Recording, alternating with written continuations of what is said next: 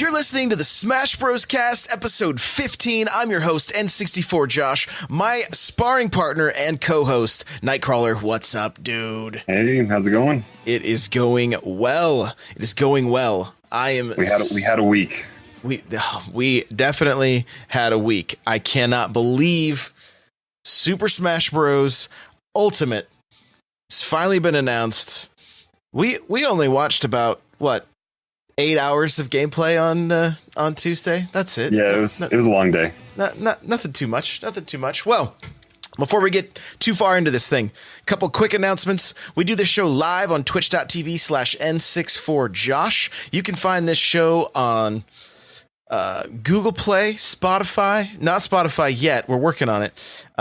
You can watch it on YouTube. It's all over the place. The show notes for this episode are going to be n64josh.com/SBC15. And we're just going to jump right into the Smash news. We've seen Smash. Everybody's seen Smash. Take it away, man. What do you think? Yeah, I mean, the biggest thing was just that every single character that has been in a Smash game ever is coming to Smash Ultimate. This is kind of, I mean, it seems like kind of a swan song. Hopefully it's not like a last kind of thing. But for right now, we just get to appreciate the fact that every single character that has gotten left behind before, so that's Ice Climber, Wolf, Pichu, Snake, and Pokemon Trainer, are, I was racking my brain, and we were talking before the show. I think that's everyone that has gotten left behind so far that hasn't come forward in some fashion. But all those guys are coming back, and yeah, it's exciting. It's unreal, and it's funny that you say the swan song, because there is a chance. Once again, Sakurai has said, "Oh, this will be the last Smash Bros." And I believe he said that after Melee. I'm pretty sure he said it after Brawl, And so this, it's not the first time we've heard him say it. And I mean, you can tell there is a ton of love being put into this game. Like every character is coming back. That's huge. I was anticipating a much smaller roster, but no, we're going to see every character from past games. I think the number is sitting at 66 total characters right now, which leads me to believe that those 4 extra characters will be secret characters. I think you were the one that mentioned that in the chat, like, hey, there's still a few spots open there. So yeah, not to mention DLC, so like, how shocked are you that we're seeing this many characters? The biggest shock for me, I'm not surprised that they were able to get Wolf, and every single of these, well, except for Snake, I guess, is the only one that was a question mark coming back. But then on top of that, Snake is a third party property. So I thought some of maybe the DLC characters from Smash 4 would be maybe not coming back, like Ryu from Street Fighter and Cloud. I mean, I didn't think that we would that's expensive, or maybe Nintendo just is on the right foot with everybody right now that they can go and ask whatever they want. I think the biggest question mark people had was there was no talk between Nintendo and Xbox didn't have anything cross at each other's shows at E3, so I think everyone's still holding their breath for Banjo, but you never know. Man, if they do anything, I want to see one of the Battletoads in Smash, probably more than any other character they would have, unless they get Joanna Dark. If they got Joanna Dark, that would kind of be a dream come true for me. But we can have a spy versus spy fight between Snake and Joanna Dark. Yes, exactly. So, they came right out and said right off, right after they showed everything, they had Sakurai basically say, hey, there's a lot of characters here. There's a lot of tweaking and a lot of balancing. And I understand you're not seeing a lot of new characters. The only 2 new characters that we saw, Squid Kids, right? They looked awesome. Yep. The Inklings looked really, really cool. They look like they're going to be challenging. It's going to be a lot of management of what you're dealing with, because you got to to do a lot of damage with the Squid Kids, you got to make sure you have ink, and to have ink, you have to shield and make sure you dive back down into your ink. So it's going to be interesting to see how people play with them. Yeah, I'm really, really excited to see more of that, and just to get hands on. The other character is Ridley. Finally, the internet has been crying for Ridley for years and years and years, and Ridley has now a playable character in Smash. But you know who didn't make it? And at this point, due to the press coverage from companies like Netflix, and I think Washington Post had an article about this that showed a poor little Waluigi sitting in the rain next to a mud puddle. I didn't realize major outlets were picking it up.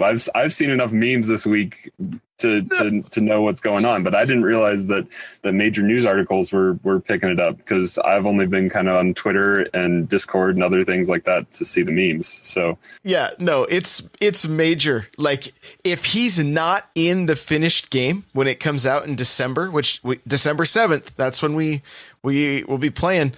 Kind of strange on that little side note. What is it? The adapter doesn't come out until the 28th of December for the GameCube controller? Well, and I got an email yesterday from Best Buy saying my GameCube controller pre-orders had changed back to the placeholder date. So Amazon, we can touch on this a little bit, but Amazon has the GameCube controller up. Best Buy has the GameCube controller up with the new Smash logo on it. It's the exact same thing that is this old Wii U one. But it's just got a different logo on it. But they have the adapter coming out as well, which is going to be $20. The GameCube controller, which is going to be $30. There have been different dates floating around on the internet for pre-order dates. Amazon had the 28th. Best Buy had the release date of December 7th, which I don't know if we talked about that yet. The game is coming out on December 7th, so we'll get a day counter going here on how many days we have left. We'll update you guys every week on how long we have to wait until we get Smash. But yeah, it's a question mark. I don't foresee Nintendo not getting out all this stuff on the day, but we do know that they had trouble last time with the Wii U adapter getting it out and keeping it in stock. So hopefully it's out. Hopefully it's there. Dates keep going back and forth. The placeholder on the 31st of December. So we got over 150 something. I think we're at 160 something days maybe, but we got a ways to wait. Yeah, it's a little bit of a wait, but back to Waluigi. Poor guy could not make it into Smash other than an assist trophy. And as Kirby Geek pointed out, an assist trophy that you can kill these times. You can attack the assist trophy and fight them off. So she's excited about that. We did see him pop out as an assist trophy. We did see him there. So we saw him in this build as an assist trophy. So I would think if we're going to get him as a character, that assist trophy is going to have to go away. I would think so. Also, I would think so too. Like I said, as much people that are making so much noise about this. I mean, look, Ridley's in the game because so many people have been crying out for Ridley to be in the game for so long. If he doesn't make it in the initial release, I am calling it here. It will be the first time that an assist trophy then becomes a playable character in Smash. Like, I will be very surprised if Waluigi doesn't make it in. And I think the internet kind of reacted as well. The fact that we skipped over the fact that Daisy is going to be a playable character, and Daisy got more love than Waluigi when I don't think anybody was asking for that. And she's also an Echo Fighter, which they kind of touched on. We can go over here in a little bit, but yeah, no Waluigi, but Daisy gets some love. So the internet had fun with the memes as well, putting up pictures of Daisy Ridley on the internet saying Nintendo's new character. So dumb. So dumb. So, and Mr. Cool Red Luigi in chat says everyone cried for Ridley, so you know Sakurai is listening. Yeah, there's no doubt that why he got left out. I have no idea. He's not really a clone to anybody. You know, he's tall and lanky, and I don't know what his what his play style would end up being, but yeah, I think Super Nintendo was talking about it on his podcast last week about what his movesets could be, and I liked his idea. It was he'd hit you with a tennis racket and a golf club, and he'd have a rose. So I mean, all the sports games that he's been in, so he'd use all those peripherals that he has. So hitting you with his tennis racket would be pretty funny. Yeah, maybe even pulling out the Mario Kart or something and driving over people like Wario does. Wario has a motorcycle, so why not give him a kart? Just give him all of the games he's always been the just another character you could play, but never. Poor guy's never had his real game. And look, quick side note: do you know where they say his origins came from? I don't. So I'm sure it's something very obscure. Completely obscure. There's an old game called Wrecking Crew on the NES, and they talk about the villain in the book, and it's a construction worker in purple driving a Traco. And that's where they refer, like some say that was the first signs of Waluigi making his appearance. So, but they made him look like a 1930s villain tying a damsel in distress to the railroad tracks. Yeah. Maybe that'll be his final smash, tying somebody to railroad tracks. Wow. Exactly. So, we'll keep fighting for Waluigi here. We'll keep fighting. So hopefully it'll work out. But, just going to kind of go through our notes here. Like we said, every character from all Smash games, Ice Climbers, Wolf, Pichu, Snake, Pokemon Trainer are all returning. There were 30 playable characters in the E3 build. We got to see a lot of Ridley, like the Treehouse kind of did a bunch of different deep dives into certain characters. We got to see more Kirby. We are under the assumption that every stage will be back, but we aren't completely sure of that. So that's kind of where we're sitting with that right now. Yeah, and real quick, I have the 30 characters that were in the build. It's Mario, Donkey Kong, Link, Samus, Kirby, Fox, Pikachu, Ness, Bowser, Ice Climber, Sheik, Zelda, Marth, Ganondorf, Mewtwo, Pit, Snake, Ike, Pokemon Trainer, which is technically like they're counting Pokemon Trainer as three characters because you have Squirtle, Ivysaur, and Charizard. Sonic, Villager, Mega Man, Little Mac, Pacman, Ryu, Cloud, Corrin, Bayonetta, Inkling, and Ridley. So as far as stages go, there is going to be 3 configurations for all stages: regular, Omega, and Battlefield configurations. Break those down for us real quick. Yeah, I think this is one of the more exciting announcements that the competitive community is going to be happy about, because I think they even said it on Treehouse Live that because they had some of the casters that are on that kind of circuit that deal with those guys on a daily basis, but I think he mentioned in Smash 64, there's only one legal stage because of just all the hazards and everything else. So this opens up the ability to have regular stage is going to be on with, I mean, we'll get to this just after this. You'll be able to turn off stage hazards. So that opens up the option to play any of these stages in any 3 of their configurations. So think of Omega configuration as Final Destination, where there's no, what we're seeing right now on screen, where there's no platforms at all. And then Battlefield configuration is think Big Battlefield or Battlefield from Smash 4, where there's the 1, 2, or 3 platforms floating in the air. And then regular is just how they designed it. And then if you take any of those stages and you apply no stage hazards, think what is it called, Wispy Willows, I think, from 64. Yep. The Kirby level with the tree. So there will be that'll turn off the wind. So that just opens up. They want the competitive community to be able to play on anything and everything that is in the game.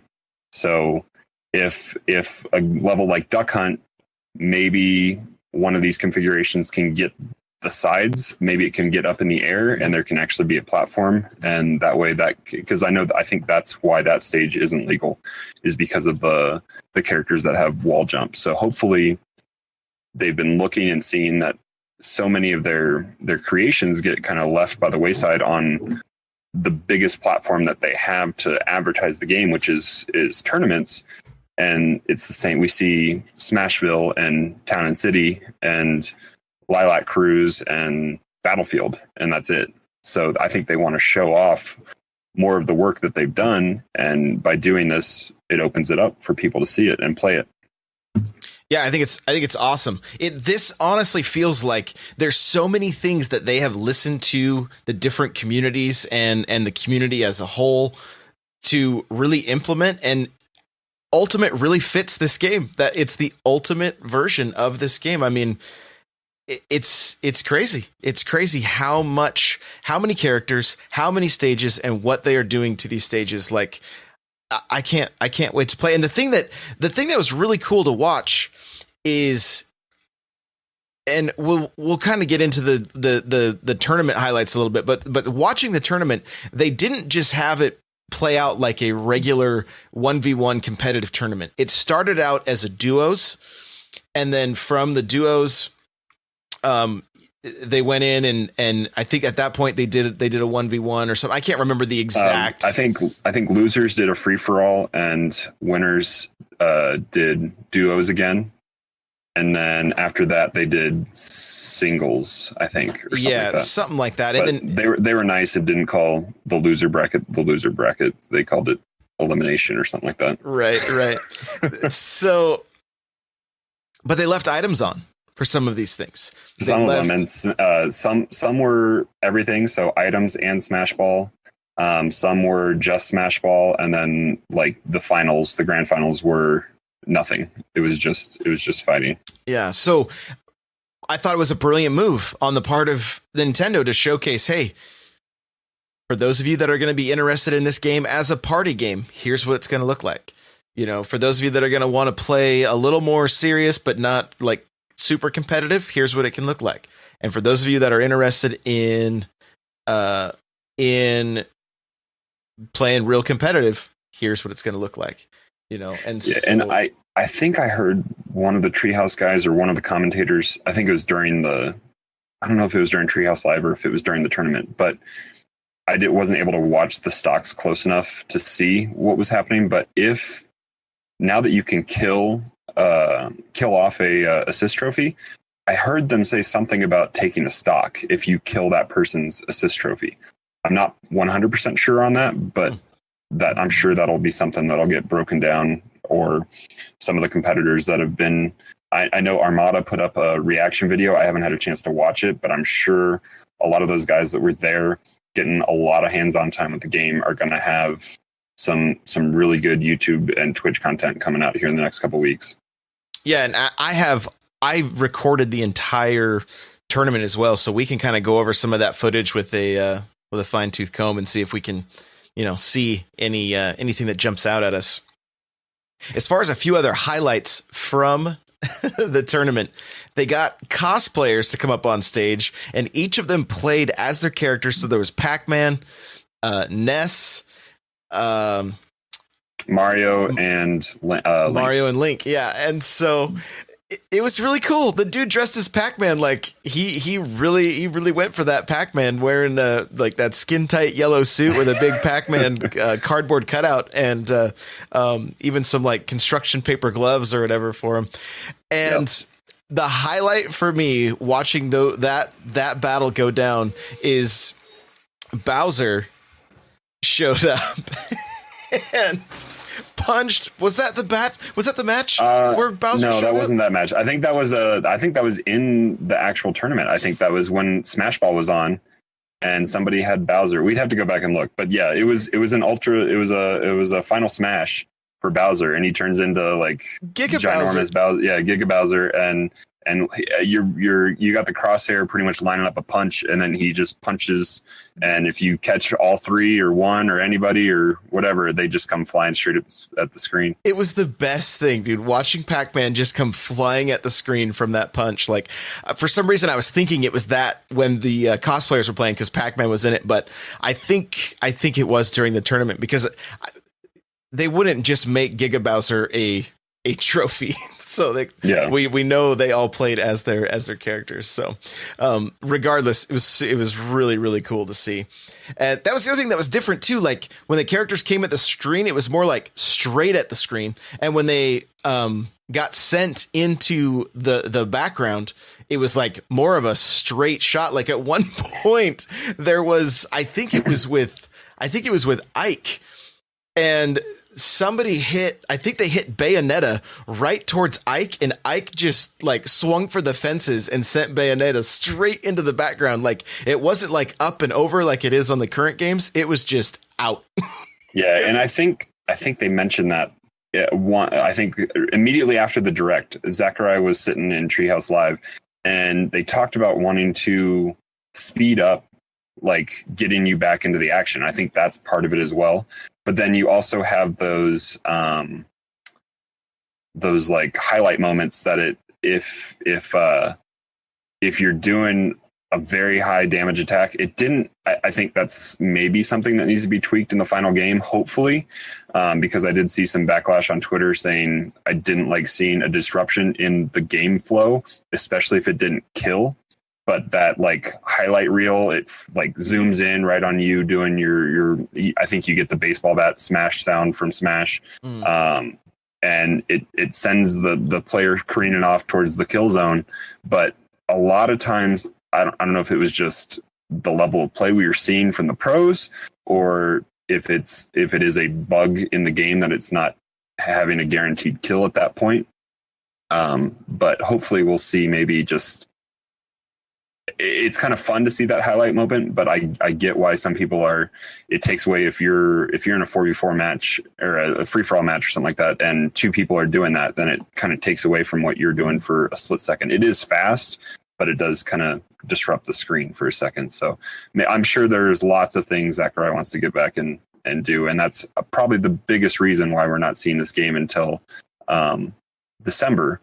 And on top of that, we only saw 30 characters, and I think there's lots of bugs to squash even with those 30 characters that we saw, let alone the other 30, 34, 36, whatever it is, characters that we have yet to see. The other thing that was sped up was the final Smash. Like we saw Fox, where the ships come in real quick and they're in formation. And then they showed Falcos, and they were all like not really in very good formation, but still pulled off the same move.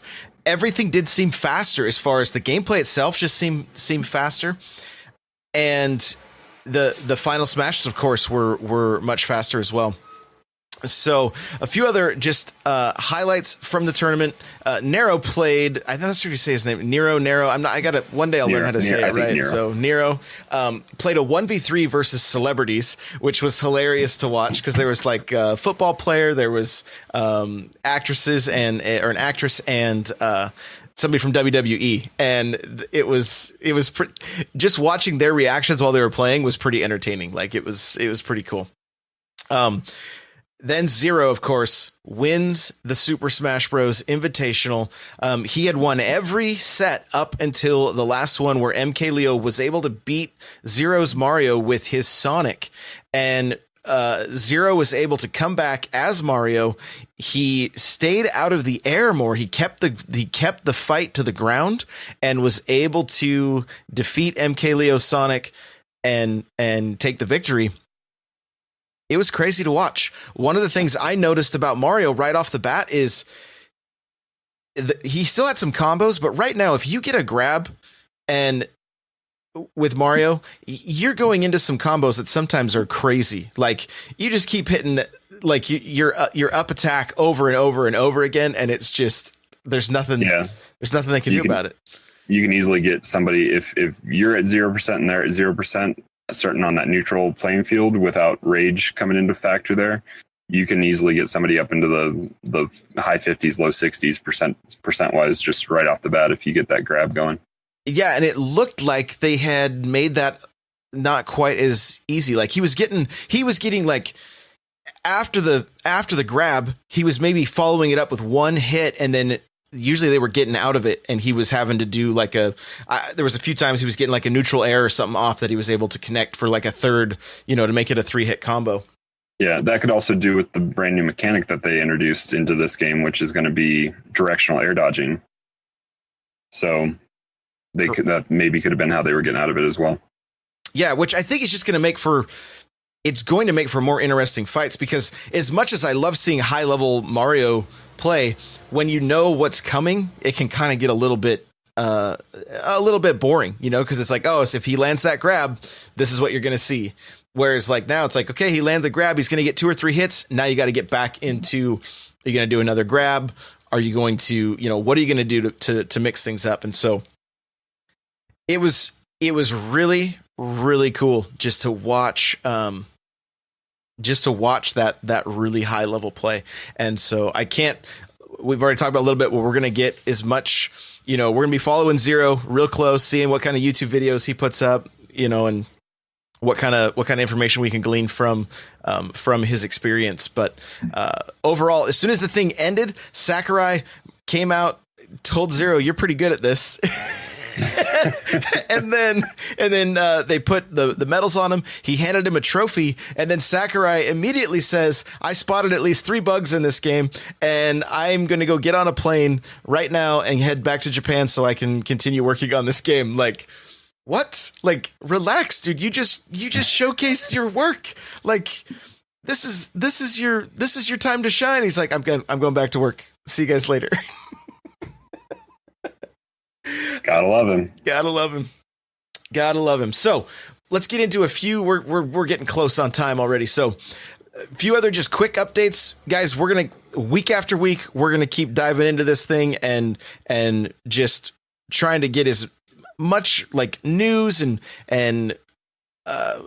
maybe even look at some of the different strategies that we can pick up from the way the characters were played. Like we are going to be taking as much of a deep dive into the footage that we have as possible, so that we'll have lots to talk about over the next what'd you say, 160 days? I just pulled it up. It's right now 174 days.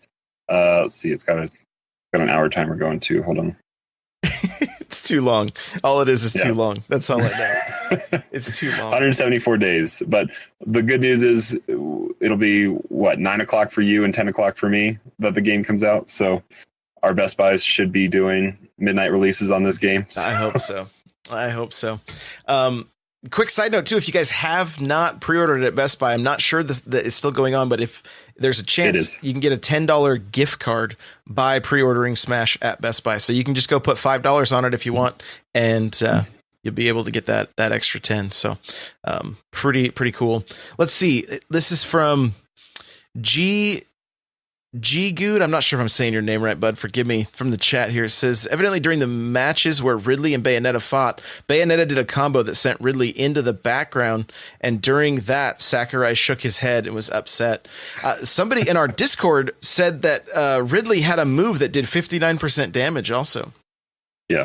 And I think there's lots to still balance. For sure. I also noticed during the MKLeo and Zero fight that Sonic actually hit Mario through the stage when he was coming back up trying to get back to the edge. He actually did damage through the stage, and I'm like, that's got to be a bug right there. Because it wasn't, you know how with Mario, if you hit down right before you hit up B, you can hit through the stage, but it's only if they're right on the edge you can connect with them.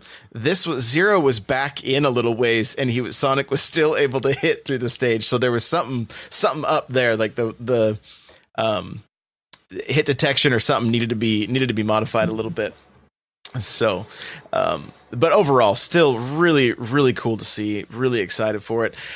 Guys, I have a link to the Smash Bros website in the show notes here. They are going to be putting up daily updates. So we will be going over that and giving you the highlights from that each week. But if you want to check it out on your own at smashbros.com, you can go and see the daily updates.